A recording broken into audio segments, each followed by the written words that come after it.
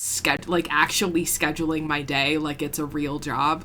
That was huge for me as a full-time content creator, because I went very quickly from like, I'm making some TikTok to like, holy shit, this is my entire job. And it's amazing, and it's been the coolest experience of my life, but it's also meant that I've had to absolutely like learn and fail as I go. Right. And there's not a lot of people on the internet that you can just call up and be like, hey, can you explain? How do I do this? Like, you know what I mean? Dungeons and Dragons, ADHD, sex positivity and education. With 1 million followers on TikTok, a Twitch partner, lots of followers across Instagram, some now on YouTube, Twitter, OnlyFans.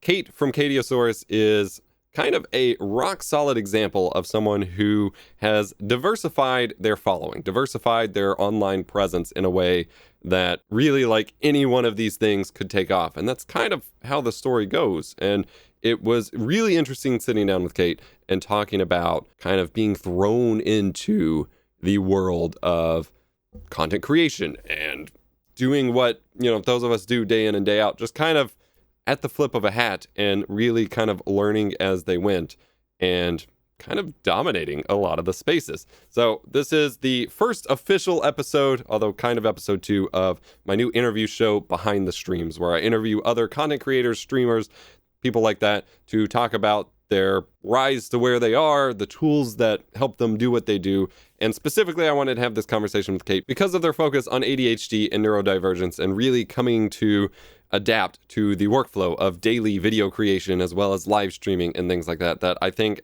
you know, is super relevant to myself, as well as I know many people who watch these videos. So I hope you enjoy this first episode of Behind the Streams.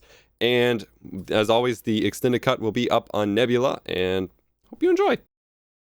You post a lot of stuff in quite a few different places. I do. I have diversified my social media assets, is what I have done. But yeah, the thing everyone always preaches. You're kind of there. You're kind of there. I'm trying. I'm so new to YouTube. Like, YouTube is terrifying to me. It's weird. I got really comfortable doing TikTok, and then so many people were like, please put your content on YouTube. And so I've just started doing it, like, in the past like couple of months, and it's been really great. And like, people are like following and they're watching and stuff, and that's been really nice. But it's so much all the time. Right. How did you get started? Because you're a Twitch partner. You're also the not prom queen of TikTok for ADHD yes, content. ADHD. And now you have YouTube going. Where did you begin posting all of this? So it's really weird. I mean, I started just a little bit over a year ago on TikTok, and I'd had TikTok for about 6 months, and I'm like a theater person. Like, that's the thing that I think really gets lost in all of this. Like, I've become this like ADHD and like sexual wellness advocate, and it makes me so happy, and I found something that I'm so passionate about. But also, like, my background isn't in performing, so like a lot of this is sort of like a natural progression. But at the very, very beginning of the pandemic, I was working as the entertainment director at the Georgia Renaissance Festival. And this may shock you, but there's not a lot of call for Renaissance festivals during pandemics. No one wants to relive the old plagues? I know. They were like, oh, man, we already did this. It was fine. I was like, 1594 was a hell of a year, guys. And then the pandemic ate my job, and so I didn't have anything to do. Like, it really came down to that. And all of my friends are performers and magicians and circus people and Ren Fair people and stuff. And so I was just watching, like, all of my friends, like, lose their jobs and, like, not have anything to do. And a lot of my friends started doing, like, Zoom shows and YouTube shows and Facebook Lives and that kind of stuff. But I was kind of like, my skill set is not something that I can do, like, in a live show. But I was like, but I do have the attention span to make 1-minute videos. So I started making videos on TikTok, and as it happened, one of them kind of hit and took off and got people's attention. And then that just kind of happened every day for a year, and now I have like 1 million followers. The end. Yeah. Nailed it. Where did Twitch play into that? Twitch actually came after that whole nonsense about how TikTok was going to get banned in the US, which was like a very weird couple of months. Yeah. That was really scary, because I didn't have nearly as many followers as I did now. But what came out of that experience was the fact that I realized that for the first time I had an actual community behind me. And there were so many people who reached out, and they were like, I can't lose you. I can't lose your content. Like, the people that I've met, like, what I'm learning, like, it's so helpful in my life. And I was like, oh, well, people, I guess, want to keep seeing my stuff, so I should find a place to do stuff where they can see it. And one of my really good friends, Eric Tate, he's actually a magician, but he's an incredibly astute streamer, and he knows all the ins and outs of like OBS and stuff. And so he was like, well, why don't you try Twitch and just see what happens? And so I did, and it took off right away, and people were, I think, really excited to have like that community element to it and like get to hang out and stuff. And so now I've been, except for this week, because I've been like super sick this week, right. But I've been streaming almost every day on Twitch, and it's wonderful. Wow. We have a group of people who come out like almost every single day, and they hang out and they chat, and like real friendships are being made. There's been 2 proposals. That is really lovely and wonderful. Yeah. And so Twitch kind of came out of this like fear of losing that community and losing the ability to educate. And then the kind people at Twitch liked what I did enough to give me partners. So that was neat. I liked that part. Yeah. Validation. It's always so awkward because I'm one of the only partners that I know of that like pretty much exclusively does like just chatting stuff. Mm-hmm. And so it's so awkward because I like go to these like big conventions now, and I'm like very like publicly playing D&D and all of this different stuff. And people be like, oh, like, so D&D, like, what other games do you stream? Because you're a Twitch partner. And I go, oh, no, I just talk to people. I just talk to people. It's fine. And then they're like, what? I'm like, I'm so sorry. I don't know. It just happened. Other games? You mean like Pathfinder and other variants of D&D? Yeah. I have started playing a lot of Power Washer Simulator, which I do believe to be the single greatest game in the history of the world. But yeah, I mean, I've always been into like tabletop games, like board games, and then later D&D. And so D&D has really taken off, and it's weird because now I'm like, I literally play D&D professionally for my job, which is, I don't know how I got here, but I never want to leave. But, you know, aside from that, like, it really is like just kind of like chatting and stuff. So it's been a really interesting experience. Did you find it difficult adapting or like producing that kind of live format content? Because that's very different to like stream for hours with real-time interaction versus a 1-minute video that you post and forget about. Yeah. It's, you know, it's for me, I think it's like, it's just a very different process. Mm-hmm. Because for like TikTok videos, I'll have an idea or I'll think a thought or something. And, you know, sometimes I'll literally think a thought, say it into my phone, and then I post it. I never think about it again. Right. Sometimes like a single 1-minute video will literally be the culmination of hours of work and hours of research. Because one of the things that's really important to me is to never spread misinformation. Mm-hmm. And so all of my videos are grounded in research, and I look sources, and I do a lot of reading and stuff. And so there's been some videos where it literally took me 10 hours to just do the research to make like 60 seconds worth of information. But then other times, you know, it's like you're like 15-second, like, brah, I'm eating cereal. Here's a video. Right. But Twitch is really different because, I mean, first I had to learn an entirely new like language in terms of like the community and how it works, and like the OBS and the bits and the pop-ups and the emotes and all of that stuff. And then the second part of that is also just like, you have to have something to say for an hour. Luckily for me, I worked at an improv theater for 14 years. So frankly, like the harder part for me is like shutting the up. So it's fine. That makes sense. You mentioned that a lot of people were coming over from your TikTok as kind of the greater community, but at least spot checking, it seems like you do a lot more that is more of the, as you mentioned, like hanging out and playing versions of Happy Birthday while you're sick in bed. And I saw you even playing Minecraft recently. Do you find, like, is there any sort of demand to effectively kind of regurgitate your TikTok stuff over on your stream, or do you find that they just want to see your face more and so you're able to kind of like segment that? Honestly, it tends to be really organic, like from the day to day. Like the vibe that I set up is just come, hang out, have a good time, meet some cool people. You know, and sometimes people will come with really serious questions. They'll come with like, my marriage is failing and I don't know what to do about this issue. Like, and I'm like, and then, you know, half an hour of the stream will be talking about that person's question. Other times, like I do a thing where you can redeem points and I sing you a song, you know, because improv, again, performer. So sometimes it's just very silly. Sometimes it's just like, you know, just like, okay, I guess we're going to do 17 improvised songs back to back. So for me, at least, I got really lucky in that because I have ADHD, and it is known that I have ADHD, and the bulk of my followers all sort of like have some kind of neurodiversity, the expectation is we're not going to do one thing. Like, even if I'm playing, like, because I've gotten really into Minecraft. Like, I'm discovering that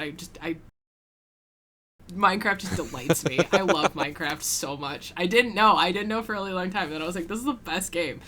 But even like with that, like, I'll be doing something else at the same time. I'll be like talking about like movies or like shows or, you know, whatever. So there's never like, I'm only playing Minecraft and this is the only thing we can talk about.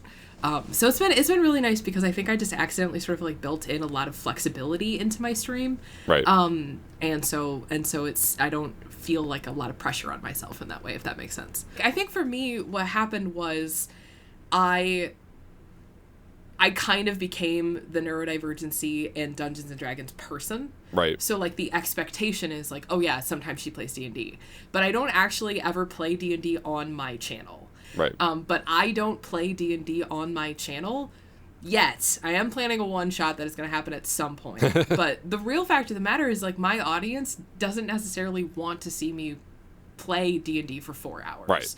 I like playing D&D, you know? Right. That's not, like, what the daily streams are for me. So D&D is, like, honestly, for me, it's sort of become more of, like, getting to know other streamers and other creators and that kind of thing. And then after I started like touring like conventions and stuff and like doing like live shows, that's been weird because now people are like, are you gonna start playing like D&D on your Twitch so we can watch you guys all the time? And we're like, oh god, expectations. Maybe. I don't know. That's where the second and third channels come in or something. I know, right? I need to do like just like a catieosaurus D&D channel, I think. Yeah. D&Diosaurus. Yeah, D&Diosaurus. D&D-HD. Yeah, we've been calling it ADHD&D, and it actually works really, really well because there's a surprising number of people who feel like challenged by D&D because of like just their neurodivergency, and I'm like, no, it's okay. Like, here's so many. I have so much good advice. So much advice. So you said you post daily, or you've mostly posted daily for TikTok, and I didn't expect you stream daily as well. I do. I try and post at least, and this is a very new thing, but I try to at least post 3 to 4 older videos onto YouTube, like just sort of like creating like a backlog of content. I stream for at least an hour on Twitch, sometimes 2, depending on what Eric is doing.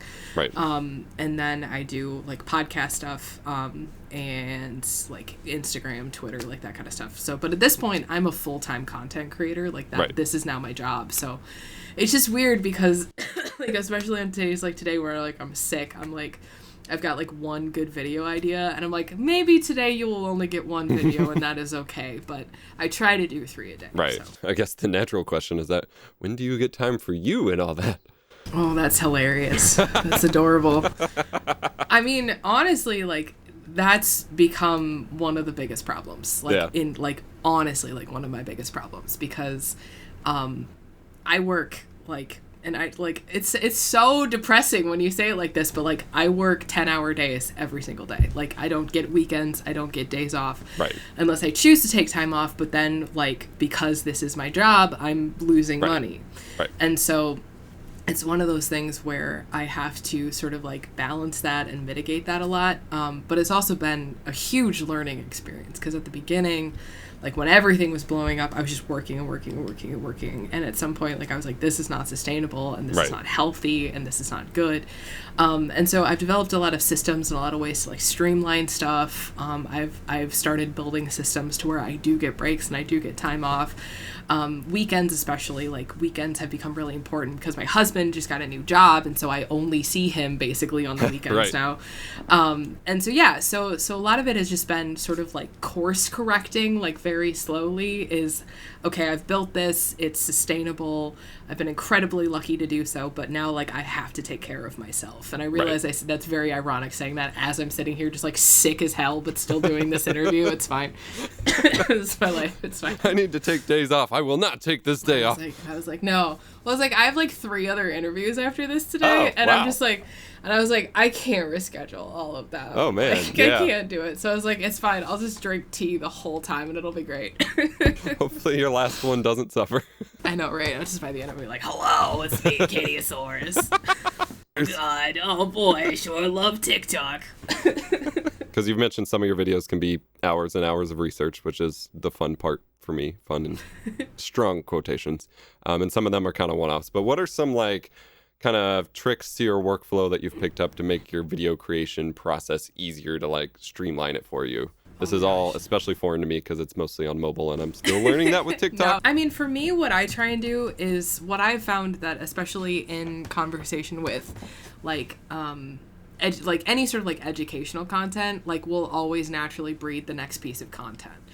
So if I post a thing about, I don't know, ADHD and sex, somebody in that comment section is going to have a great question that would make the next great video. Right. And so what I do a lot of times is I try and collect those questions and I save those questions. But I also do a lot of like, I will sit down and I'll make 3 or 4 or 5 videos at a time and then I draft them.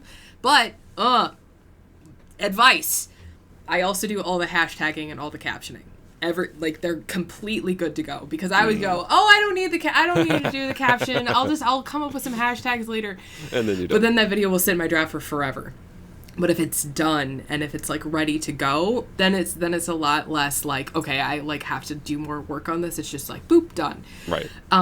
I also have built, because I have ADHD, and so also part of it is like managing the ADHD part of things. But because of that, I have a lot of like, I do a lot of screenshotting. I do a lot of like, if I see a good video prompt or like a cool Tumblr repost or something, I'm like, that might make a good video. I have a folder in my phone that's just video ideas, just things I found on the internet, just interesting things to talk about. How many of those do you have that have been sitting there like since you started? Oh God, let's actually look. I'm going to give you the real number, which I usually never do. 278 drafts. Yep. So, I did just delete 2 this morning. I was very proud of myself. I got below 280. So I was like, okay, cool. For me, actually scheduling my day like it's a real job, that was huge for me as a full-time content creator because I went very quickly from like, I'm making some TikTok to like, holy shit, this is my entire job. And it's amazing and it's been the coolest experience of my life, but it's also meant that I've had to absolutely like learn and fail as I go. Right. And there's not a lot of people on the internet that you can just call up and be like, hey, can you explain? How do I do this? Like, you know what I mean? And so for me, like a lot of it has been recognizing, like accepting my failures kind of, and like recognizing them as like, okay, like you're not a bad person, like you're not a fuck up, like you just are not good at this thing, so let's figure out a way to be good at that thing. And so like, I mean, I'll say it because I'm not, it's people always get like weird about it, but like a lot of my money I make on OnlyFans. And for OnlyFans, I was posting like every single day and I was like, yeah, OnlyFans, and then I was like, this is so not sustainable. And like my audience, like they don't care. Like they're like, hey, we're like excited to support you and this is a fun way to do it. And like, you're a very like sexual, like wellness person. And so like, this all makes sense. Right. But then like, so I cut back and I was like, hey, we're going to do content every single Friday. And sometimes you'll get like surprise content during the week, but like sticking to like that schedule has been super useful. Right. Because it means that like now I'm like, okay, so it's Monday, so I know what I have to do on Mondays and what I have to do on Tuesdays. Like, I had really hoped by now, because I have like I've been on YouTube in some fashion, not as like a serious creator, but since like the beginning, and I had really hoped we would reach a point, and we're clearly not going to reach it, but with like content creation on the whole, where some generation of content creators that kind of gives up or retires or whatever would then be able to like better mentor the next generations to tell us how to do all these things. And it doesn't happen. And instead, all of us, like, we have to make up our own systems and figure, as you said, like, fail over and over and answer these questions for ourselves over and over. And it just feels like a lot of kind of redundant work. But we're all also too busy to help each other out, like, on, like, a serious basis. Like, we're all doing this. We're all grinding in the same way. Yeah. I mean, honestly, like, it's literally one of the reasons why I started doing what I do. Because I got so fed up with this idea that like people with ADHD can't play Dungeons and Dragons because like it's a long game. It's like, okay, well, like how do we make this more inclusive? How do we adapt this? How do we open this conversation to neurodivergency? Right. And so then, like, as I started, like, educating and advocating more, what I found was, like, that's also, like, like, we need to have these conversations in the creation community. I went to Dragon Con and I did a panel on mental health as a content creator. And it was fascinating because nobody had any good ideas, but all we could do was commiserate. And I was like, and I thought that was like a really profound thing to be sitting in a room with a bunch of content creators, and the question gets asked, like, well, what do you do in your spare time? And we all kind of went, no. But that's like, that's really content. Like, what do you mean? Right? I was like, oh, you make content about how you're not making content. It's great. It's fine. But I think that there is, like, such an opportunity in the creation community to be like, no, like, let's have conversations about mental health and, like, how, like, our workflow, like, Leorin board changed my life. Like, holy shit. Leorin board is, like, one of the best things that I've ever done. Right. And it's, like, and it made everything so much easier. But so many people are like, what is that? I've never heard of that. How does it work? And, like, you know, and so I was like, I'll teach you. I'll show you. Like, let's have a fucking class about it because I love it, you know? And so, like, that kind of thing is I've just found that, like, having talks like this is really useful because it's like, we need to open the door and start being like, hey, maybe we should all be a little nicer to ourselves. One of the big complaints I've seen is that the very, like, suggestion or the advice that you need to be posting on multiple platforms or, you know, dividing up where your income comes from and things like that can be seen as ableist or problematic because not everyone can do that. And I don't entirely, like, you know, that's a whole conversation. But at the same time, when I was reflecting on that, I was like, because my gut reaction was, okay, but it's still like advice, like we still need to do it. And then I was like, well, crap, I suck at it too. Like I posted for like 3 straight months to TikTok and found some degree of success. And then I dropped it for 6 months because I went back and focused on YouTube. And I'm like, how do we talk about that? Because the advice is to just grind at it. And so I want to have more of those conversations. I get the feeling that there's a lot more smaller creators than we necessarily know about who hear the advice that they need to post on like XYZ platform and they kind of fizzle out because they don't know how to juggle them all at once when really they maybe just wanted to stream and then they got, you know, too distracted trying to figure out YouTube and things like that. And it's really, I don't know. Yeah. I mean, I think a lot of it comes down to knowing what you want out of the experience. Like, and also a lot of it comes down to, and this is something I talk about all the time, is like knowing yourself. And like, I know that I'm an incredibly hard worker. Like I am such a burnt out gifted kid. Like I work way too hard all the time, but I know this about myself. But that makes me sort of like very, I think, suited to like this culture of like constant grind. Right. But it's also not healthy. And I have to like be able to like recognize that at the same time. But also like, I don't really use Twitter. Like I cause I'm not interested in it. I don't really care about it. You know, it's not my strong suit. And so like, I don't put as much attention there. Like every so often I'll tweet, I'll like post a little thing or whatever, and that's fine. But for me, like, I built my community on TikTok, and so, like, my like, main focus still tends to stay on TikTok.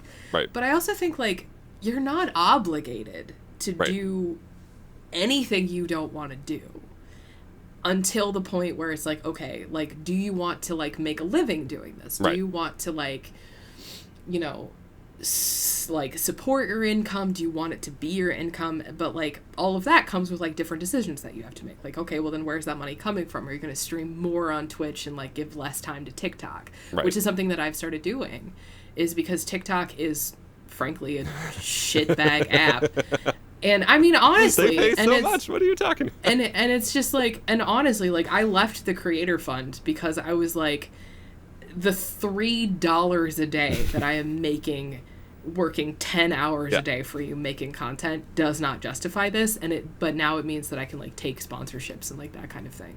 Right. But yeah, I mean, I think knowing who you are, recognizing your strengths, definitely recognizing your weaknesses, I think that can go a long way to like at least setting yourself up for success. Right. But again, it's a learning experience. You're constantly learning all the time. Like I don't think you ever get done learning in this job. You know, there's always new technology and new cool stuff and new algorithm changes and yeah. That. Yeah. so mad. I get so mad about it.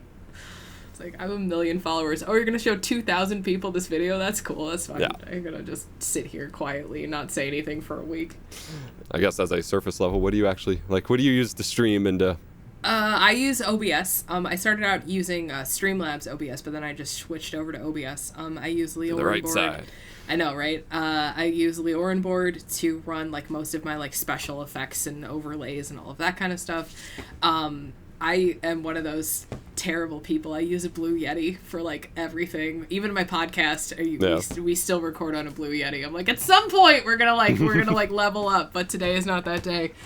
And then I have the world's most hilariously overbuilt computer.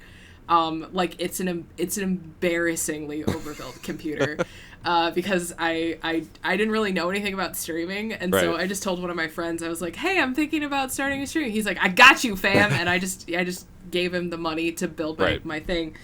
And so it's like, yeah, my fucking like RTX 3090 is just really great for Power Washer Simulator and Stardew Valley, but it's fine, you know. And then I'm trying to think of like other things. And then, you know, I've got like my light rigs and all this good stuff. Do you actually post ASMR stuff, or is that just for like memes? Just got this like a week ago, and then I got super sick. I think at some point I'm going to move into ASMR, but I went over to ASMR Twitch and I was God, this is not what I want to be doing. This is something I didn't know. I was unfamiliar. So I was like, okay, cool. But I was thinking about like reading, you know, something, but I also have an exceptionally clacky keyboard and people really like my keyboard. And some people have asked me to do like clacky keyboard streams and stuff. But yeah, so I bought this and it's just been sitting here for like 2 weeks, just like not being used because I'm too scared. And honestly, that's it. I honestly have a pretty simple setup because I got a lot of Elgato stuff. Like I went hard on Elgato. I was like, that's fine. But yeah, that's basically it. What are you using for your camera? I'm using it's like the Logitech 1080p. It's like $40 on Amazon. Like, I don't know. I typed in best webcam and then bought the first one that came up because I'm a fucking pro, dog. I mean, you make it work. I'm trying to be more cognizant to like remind people when it comes to gear upgrades, like whenever I talk about them now, it's never going to be, oh, you just swap it out and you're done. It's going to be a whole upgrade process and figuring it out, and things may break and then you got to figure that out. And so especially when you have a daily routine of, you know, producing content and streaming, it's really hard to really make those changes. Like there are, you know, I will have setups where I build and tinker and swap everything out for videos, but then my main stuff I won't touch for 2 years, and there'll be things that are broken in my way because addressing that takes more away from the workflow than fixing it would. Yeah, and honestly, like, it's funny that you said that because like I use Stream Deck. That's like one of my super easy shortcut. I love my Stream Deck. But like when I originally programmed it, I like programmed in the buttons, and then like I just stopped using those buttons. But have I moved them? Have I gotten rid of them?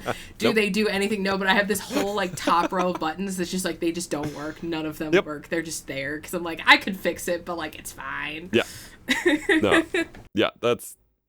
I get asked a lot to like show mine off because mine's supposed to be like, you know, super customized or whatever, and I'm like, no, I have like half of these things I've never used in a year. I just have fine. Like little guys. I just have a lot of little dancing guys because they make me happy. So I had one final gear related question that I had been dying to ask. How did the for your TikToks, the lav mic on your glasses come to be? Okay. So I worked as a technical director at a theater for like 6 years. My background is in technical theater. Right. The shit that I get for that goddamn microphone all the time. And I'm like, okay, first off, let me explain. But I put it there because one, it's fast because I'm always wearing glasses and I don't have to mess with it, whatever. But also I have a tic. I have a neurological condition called myoclonic dystonia, and what that means is that sometimes I just uncontrollably like move to one side or the other. But if you are wearing a lav mic, it's very annoying for your sound person, because you know your hair gets in the way or your clothes, or like if you go too fast and too hard, then it'll rip off and flies across the room or whatever. And so, but like if you're turning, your glasses are always sort of a fixed point in space. And I was like, well, okay, like when I would mic people, I would do it here at the Crown, or I would do it here on the Temple, like Broadway style. Right. And I was like, well, that's close enough. And then also it means that if I tick or like fall or something, then I'm not going to like take the whole tripod with me and stuff. So that's it. It's just a convenience thing. Yeah. And then it took off, and now it's my logo.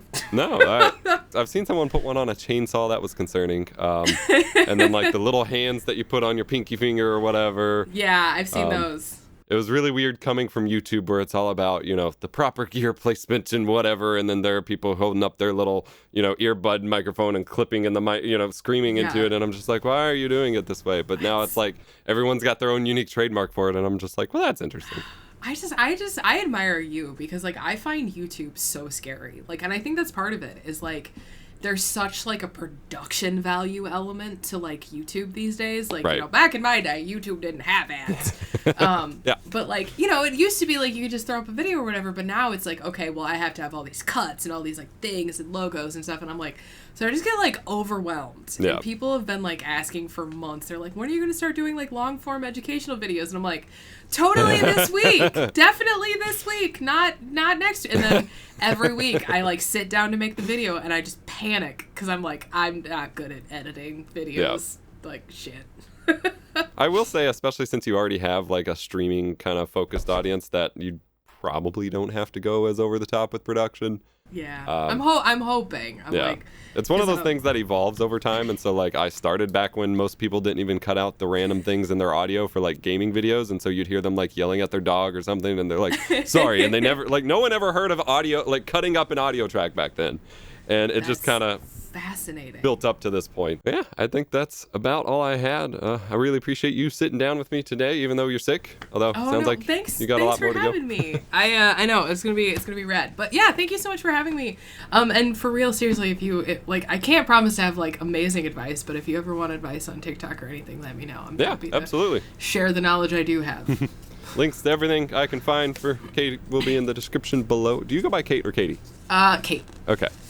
That's what I thought, but then I got confused because it says Katie on everything. I'm like very like, I mean, I started out as catieosaurus, and I just shifted to Kate because I just liked it better, honestly. And somebody was like, you know, you're an adult, you can do that. And I went, oh my God, shit.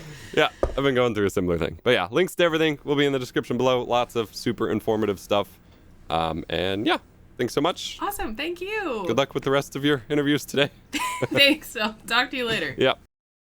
Doing interviews and having conversations like this with other creators is a lot of fun, and I want to share as much as possible, but unfortunately not every, bit that's talked about or every, thing that I want to share is necessarily great for YouTube's retention algorithms and recommendations. So some of that has to be cut. If you want to see my full talk with Kate, you can find that over on Nebula, my own streaming service I've built with other content creators. My videos are higher quality there, ad-free, and often extended from the YouTube versions like this one. Nebula features YouTube's top education creators such as Low Spec Gamer, Thomas Frank, Renee Ritchie, myself, MKBHD, a lot of awesome and smart creators. And CuriosityStream saw what we were doing for educational content on YouTube and wanted to form a educational documentary alliance, combining our services for more content for you. If you sign up with the link below to get access to CuriosityStream's library of thousands of documentary and educational content, you also get access to Nebula for free for the entire duration of your subscription to CuriosityStream, which is pretty awesome. Better yet, they're running a 26% off promotion just for my subscribers where you get access to both CuriosityStream and Nebula for under $15 per year. That's not per month, per year. It's an insane deal. While you're there, go check out Secrets of the Brain Season 1. This is a documentary series where a neuroscientist goes in and explores how the brain works and studies people and explores what their unusual neurological conditions are. I think it's somewhat relevant here. Might be interesting to study the brain if you're interested in these discussions. Go check it out at curiositystream.com/epos for the best deal in streaming today. Don't miss out. Huge shout outs to Kate for being my guinea pig for this first episode of Behind the Streams. I think the conversation was awesome. I actually learned quite a bit here as well.